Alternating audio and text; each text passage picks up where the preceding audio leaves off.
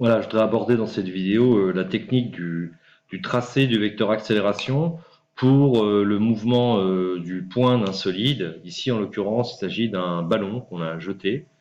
J'ai représenté sa trajectoire et vous voyez que sa trajectoire a une forme parabolique.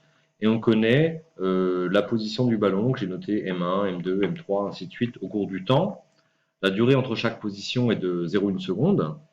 Et puis, ce document, il a une échelle des distances, puisqu'on nous indique en dessous, vous voyez que, en fait, 2 centimètres sur le document représentent 1 mètre dans la réalité. Alors, ce que je voudrais déjà faire, c'est représenter les vecteurs vitesse dans la première position M1, donc je vais appeler ça V1, et puis le vecteur vitesse V3 à la position M3. Alors, en fait, V1, c'est la vitesse à l'instant où le ballon se trouve au point M1. Je vais faire une approximation en disant que cette vitesse, je vais considérer que c'est la distance M1, M2 divisée par la durée qui s'écoule entre le passage par M1 puis M2, c'est-à-dire 0,1 seconde. Donc avec ma règle, je mesure le plus précisément possible M1, M2 et je trouve ici, donc je prends le début du point vert et le début du deuxième point vert, je trouve 1,7 cm. Donc j'ai comme échelle 2 cm pour 1 mètre. Donc 2 centimètres pour 1 mètre. Si j'ai trouvé 1,7 cm, ça donne une distance réelle, je le produis en croix, de 1,7 divisé par 2, c'est-à-dire 0,85 mètres. Donc voilà la distance parcourue entre M1 et M2, 0,85 mètres, et tout ça en 0,1 seconde. Donc la vitesse, c'est distance divisée par durée, 0,85 divisé par 0,1. Je trouve donc une valeur pour V1 qui est de 8,5 mètres par seconde. Je fais la même chose pour la vitesse au point M3. Donc je vais considérer que la vitesse au point 3, M3, c'est la distance M3, M4, c'est-à-dire ici 1,4 cm sur mon schéma. Je reprends mon brouillon, 2 cm pour 1 mètre, donc si j'ai une distance de 1,4 cm, elle représente dans la réalité, je fais le produit en croix, 1,4 divisé par 2, c'est-à-dire 0,7 mètres. La distance entre M2, M3, M4 pardon, est de 0,7 mètres et tout ça en 0,1 seconde. 0,7 divisé par 0,1, ça fait 7,0 mètres par seconde. Je vais représenter maintenant les vecteurs vitesse. Je vous rappelle que le vecteur vitesse est toujours tangent à la trajectoire. Son origine de ce vecteur, c'est le point M1 pour le vecteur V1. Et on me donne comme échelle, un peu en dessous du document, là, 1 cm pour 1 mètre par seconde. Donc V1 étant de 8,5 cm, je dois tracer de 8,5 mètres par seconde, je dois tracer un vecteur dont la longueur vaut 8,5 cm, puisque 1 cm représente 1 mètre par seconde. Donc, première chose, je trace la tangente à la courbe en M1.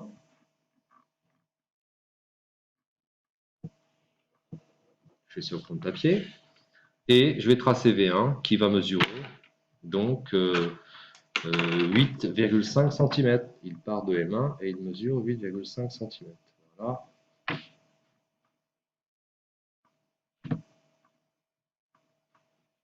Pour le vecteur V1.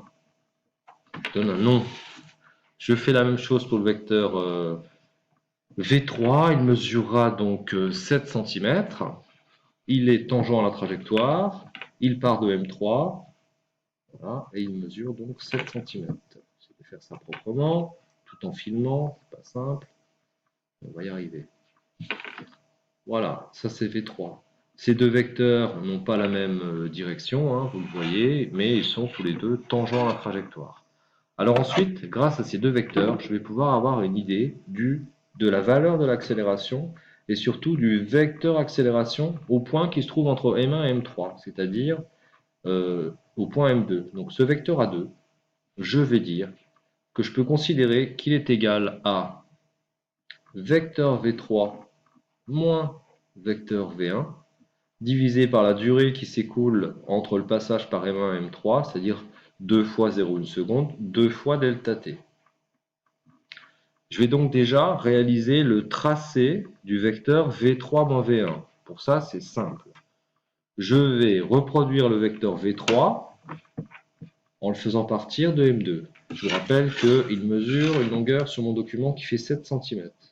Donc voilà, je trace un vecteur qui part de M2 et qui mesure 7 cm et qui est parallèle à V3.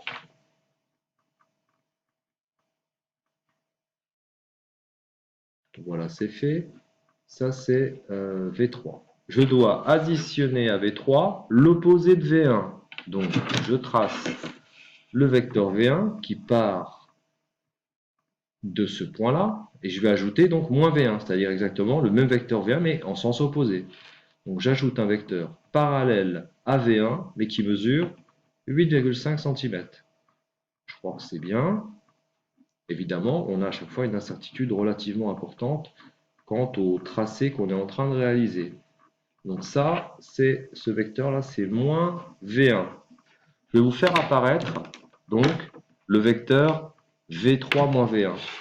Voilà le vecteur V3 moins V1. Vous pouvez bien sûr faire des pauses sur cette vidéo. Donc maintenant, j'ai V3 moins V1. Je peux mesurer la norme de ce vecteur en centimètres sur mon document. Et je trouve, pour V3 moins V1, je trouve 2,2 cm. Alors, j'ai un vecteur V3 moins V1 qui mesure 2,2 cm. Quelle est l'échelle utilisée pour les vecteurs vitesse? 1 cm pour 1 mètre par seconde. Donc, pour 1 cm, j'ai 1 mètre par seconde. Donc, 2,2 cm, j'aurai un vecteur V3 moins V1 qui a une norme de 2,2 mètres par seconde. J'ai donc déterminé la valeur de V3 moins V1. Mais le vecteur accélération, c'est le vecteur V3 moins V1, dont j'ai la norme, divisé par 2 delta t. Donc divisé par 2 fois 0,1. Donc la valeur de l'accélération au point M2, j'enlève la flèche du vecteur, la valeur de A2, c'est donc V3 moins V1, c'est-à-dire 2,2 mètres par seconde, divisé par 2 delta t, donc 2 fois 0,1, c'est-à-dire 0,2. Eh bien, 2,2 divisé par 0,2, ça nous fait, je crois, 11. 2,2 était en mètres par seconde, 0,2 il s'agit de secondes, donc 11 mètres par seconde, 11 mètres seconde moins 2. C'est bien l'unité d'une accélération. Je peux maintenant représenter ce vecteur. On me propose d'utiliser comme échelle 1 cm pour l'accélération pour 4 mètres par seconde moins 2, 4 mètres seconde moins 2. Donc pour 11 mètres seconde moins 2, je fais un produit en croix. 11 divisé par 4. 11 divisé par 2, ça fait 5,5. Donc ça fait 2,75 cm. Je vais maintenant prendre une dernière couleur pour le vecteur accélération. Qu'est-ce que j'ai à ma disposition? De l'orange. Je vais tracer un vecteur qui, vous voyez ici, est vertical, qui a la même direction que V3V1 et le même sens vers le bas que V3V1 et qui mesure 2,75 cm.